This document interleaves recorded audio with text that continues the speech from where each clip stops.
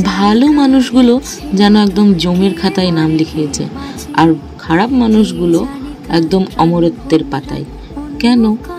যারা সবাইকে হাসায়, দিন শেষে তাদেরকেই কেন কান্না করতে হয়? গরিবের এই সুখের সংসার না আর সহ্য হলো না। খারাপ মানুষগুলো যেন মরতেই চায় না, আর ভালো মানুষগুলো যেন ধীরে ধীরে দিন দিন হারিয়েই যাচ্ছে এই পৃথিবী থেকে। যেখানেই থাকো, তোমার আত্মার শান্তি কামনা করি। ভালো থাকো। এর বেশি আর কিছুই হয়তো বলতে পারবো না, আর হয়তো কোনোদিন তোমায় আর দেখতে পাবো।